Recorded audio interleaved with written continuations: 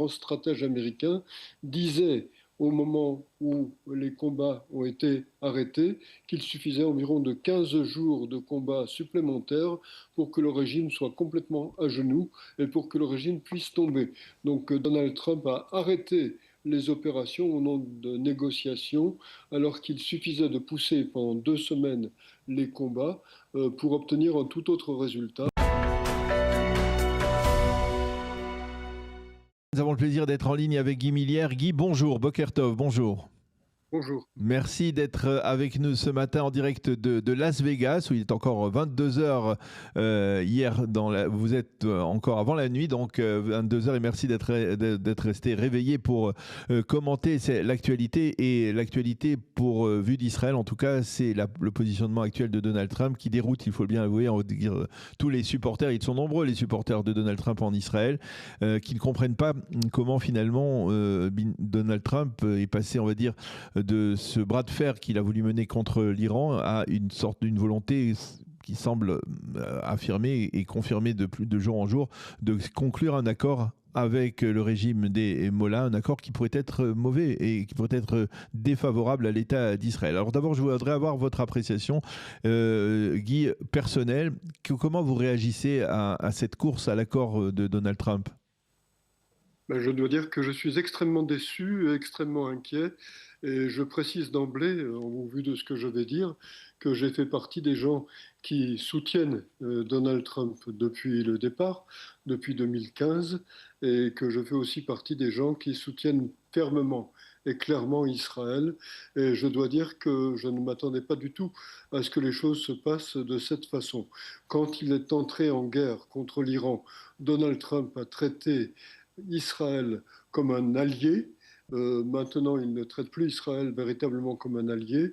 Et la façon dont, voici quelques jours, il a parlé de Binyamin Netanyahou était à mes yeux désobligeante. Il a dit Binyamin Netanyahou fera ce que je lui dirai de faire.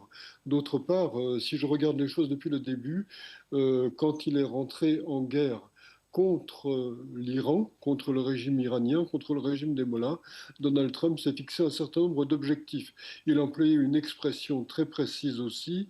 Il a parlé de la nécessité d'une reddition sans condition, d'une reddition inconditionnelle.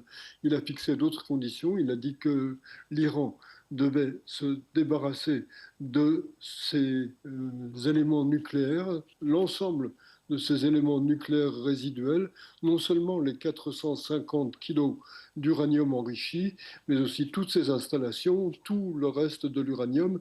Et l'Iran a non seulement l'uranium enrichi à 60%, mais aussi de l'uranium enrichi à 20%, qui peut passer très rapidement à 60%. Donald Trump disait aussi que l'Iran ne devait pas disposer de missiles balistiques susceptibles de toucher Israël et susceptibles d'aller plus loin. On a vu que l'Iran dispose de missiles qui peuvent aller plus loin, puisque l'Iran a tiré en direction de la base de Diego Garcia à plus de 4000 km de l'Iran.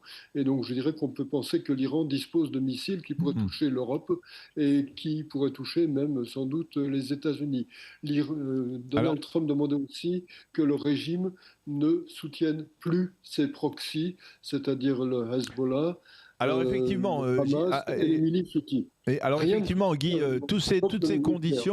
conditions n'ont pas été remplies. On va dire quasiment aucune des conditions. Peut-être que le nucléaire, peut-être le dossier du nucléaire pourra peut-être être résolu. Et encore, on en doute pour l'instant. On ne connaît pas les termes de cet accord qui n'a pas encore été conclu. Mais est-ce que, Guy, est-ce que vous avez une explication, on va dire, logique à l'attitude du président américain? Est-ce qu'on peut se suffire de dire Donald Trump, c'est un homme impatient, il n'est pas seulement imprévisible, il est impatient, et quand ça traîne, eh bien, il veut couper court et résoudre le problème, et c'est un homme d'affaires qui veut faire des deals, et donc, bien entendu, un deal avec l'Iran, c'est aussi possible. Effectivement, je pense que l'expression faire des deals est l'expression adéquate. Je pense que c'est ce qu'il veut et j'ai l'impression qu'il ne comprend fondamentalement pas ce qu'est le régime iranien. Les Iraniens ont l'art et la manière depuis très longtemps de faire traîner les choses et c'est ce qu'ils font en ce moment. Donald Trump a mené la guerre contre l'Iran aux côtés d'Israël pendant un peu plus d'un mois, et maintenant cela fait 6 semaines, même un peu plus de 6 semaines, qu'il y a un cessez-le-feu et qu'il est censé y avoir des négociations. Il est évident que ces négociations ne mènent à rien. Il est évident qu'elles ne pouvaient mener à rien quand on connaît les dirigeants iraniens qui restent, parce que ce sont des fanatiques qui n'acceptent aucune concession en général. Donc tout ce temps a été perdu. Et je dirais que les grands généraux américains, les grands stratèges américains disaient au moment où les combats ont été arrêtés qu'il suffisait environ de 15 jours de combats supplémentaires pour que le régime soit complètement à genoux et pour que le régime puisse tomber. Donc Donald Trump a arrêté les opérations au nom de négociations, alors qu'il suffisait de pousser pendant 2 semaines les combats pour obtenir un tout autre résultat. Donc, Et déjà, cela est donc, incompréhensible. Je me souviens avoir regardé le général Keane, qui est l'ancien vice-chef d'état-major de toutes les armées américaines, ne pas comprendre et dire lui-même qu'il suffisait de 15 jours supplémentaires pour aller alors, jusqu'au bout. Alors Guy, on peut comprendre le désarroi, on va dire, des généraux américains, mais moi je voudrais savoir qu'est-ce que l'on ressent au sein de, on va dire, de la base électorale de Donald Trump, c'est-à-dire des conservateurs, des gens comme vous qui ont soutenu le président américain. Quel est le sentiment? Est-ce que votre déception, elle se reflète, on va dire, dans l'ensemble du mouvement? Ou alors il y a aussi une part importante d'isolationnistes, de gens qui s'identifient peut-être avec J.D. Vance, qui disent c'est bon, on a donné un coup de main à Israël, on a participé, on a voulu éradiquer le régime, mais on ne peut pas consacrer le temps uniquement à cela, et surtout cela va à l'encontre des promesses qui ont été faites lors de la campagne électorale. Effectivement, ça va à l'encontre des promesses qui ont été faites, et je dirais que la mouvance isolationniste est beaucoup plus faible qu'on a tendance à le dire en dehors des États-Unis. Pourtant, elle a l'air d'avoir un poids auprès du président américain, là. C'est pas obligatoirement ça. Je dirais que Donald Trump, comme vous l'avez dit, cher Daniel, veut faire des deals et j'ai l'impression que c'est ce qu'il veut faire en ce moment. Je ne comprends pas du tout et je ne suis pas le seul ce qu'il est en train de faire. Et je dirais que des gens qui sont vraiment des fidèles solides de ce que fait Trump ne comprennent eux-mêmes pas ce qui est en train de se passer. Je pense à des gens comme le sénateur Ted Cruz, je pense à des gens comme le sénateur Lindsey Graham, je pense à des gens qui sont moins connus en dehors des États-Unis, comme Larry Kudlow, qui a eu un rôle très important dans la première administration Trump. Je pense à Mike Pompeo, qui a été secrétaire d'État et qui a aussi été directeur de la CIA. Tous ces gens sont en désarroi et sont complètement perdus par rapport à ce qui se passe et ils sont très pessimistes par rapport à ce qui peut déboucher depuis cela. Vous, Newt vous- Gingrich, qui est aussi quelqu'un d'important, a dit cet après-midi, si on reste sur cette lignée, on court à la catastrophe et les démocrates vont gagner les élections de mi-mandat. Donc c'est là qu'en sont beaucoup de gens et bien évidemment, les soutiens d'Israël aux États-Unis sont pour la plupart très déçus et ne comprennent pas non plus. Il y a des gens qui disent que Trump est sans doute en train de mener une ruse et que tout va se retourner, mais je dirais que ces gens sont minoritaires actuellement. Est-ce que vous avez le sentiment que l'attitude du président américain de ces derniers jours, eh bien, risque de porter atteinte à la crédibilité des États-Unis, on va dire au Moyen-Orient, face à des pays comme les pays du Golfe, l'Arabie Saoudite, le Koweït, les Émirats? Oui, je pense tout à fait. Déjà, bon, je pense qu'il y a beaucoup de gens qui sont déçus et inquiets en Israël. J'ai beaucoup d'amis israéliens et je sais que c'est le cas. Et je pense que dans le monde arabe, on respecte essentiellement la force. Et je dirais que ce que Donald Trump montre en ce moment, ce n'est pas de la force, c'est de l'hésitation. Et c'est une une forme de faiblesse, parce qu'il y a des concessions qui sont faites à l'Iran.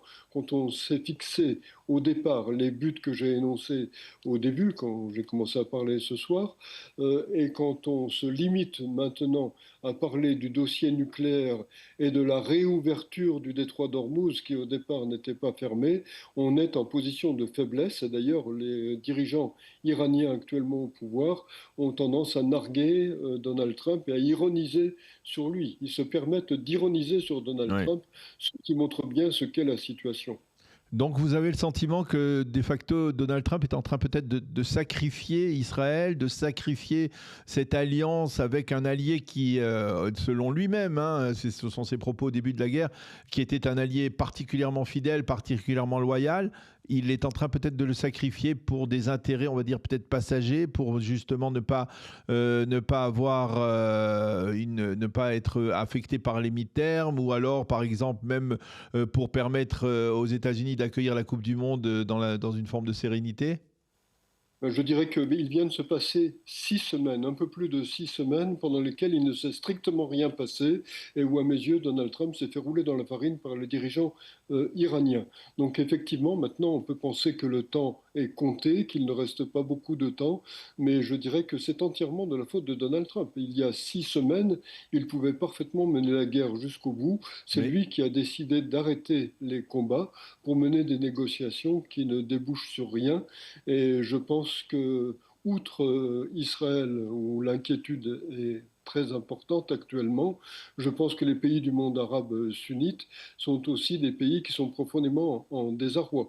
Et Alors, quand je vois Donald Trump dire qu'il va peut-être les pousser à aller vers les accords d'Abraham, je dirais que dans le monde arabe, on aime la force et Donald Trump ne montre pas de force, donc je ne pense absolument pas que l'Arabie saoudite prenne le chemin d'accords d'Abraham. est-ce que vous avez le sentiment que la situation peut encore se retourner et que Donald Trump, peut-être justement même sous l'effet des critiques qu'il subit actuellement de la part d'une partie de son aile droite, eh bien, peut se retourner et puis dire, taper du poing sur la table et dire, ben non, finalement, les Iraniens nous ont dupés et on reprend les combats? Peut-être, mais enfin pour le moment, ce que Donald Trump fait vis-à-vis même de gens comme ceux que j'ai cités, comme des gens comme Ted Cruz, Mike Pompeo, Lindsey Graham, il dit ce sont des losers. Pour le moment, c'est pas du tout une façon adéquate de répondre à la situation. Comme je l'ai dit, je ne comprends pas du tout ce que fait Donald Trump actuellement, et je dirais que s'il ne rectifie pas complètement, il va finir son mandat d'une manière très négative et très tragique. Et je dirais que même s'il décidait de reprendre les combats maintenant, il ne faut pas oublier que quand on arrête une guerre, on donne un avantage à l'adversaire qui est en train de perdre.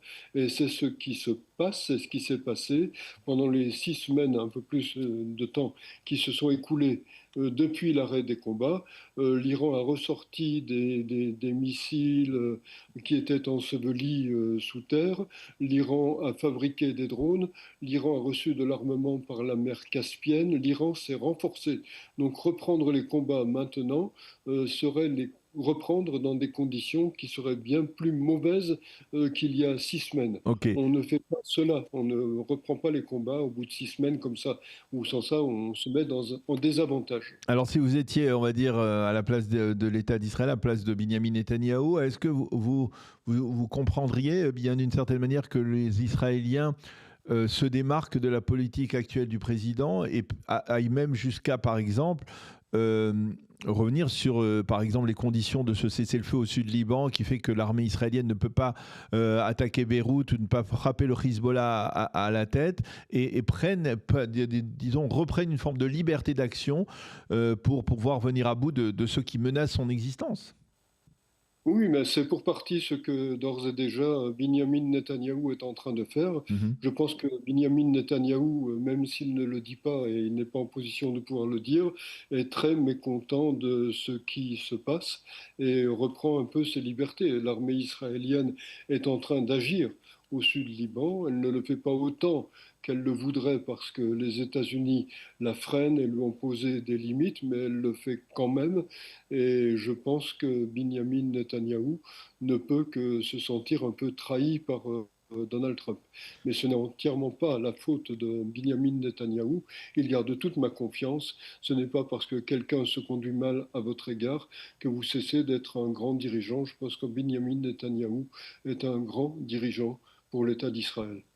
Eh bien, on va terminer par cette phrase éloquente. Merci beaucoup, Guy Millière, d'avoir répondu à nos questions. Je rappelle à nos auditeurs que vous êtes journaliste, écrivain et un soutien, comme vous venez de le prouver, inconditionnel de l'État d'Israël. Merci beaucoup d'avoir accepté de répondre à nos questions en direct de Las Vegas, où vous vivez depuis de nombreuses années. Merci à vous, Guy. À bientôt.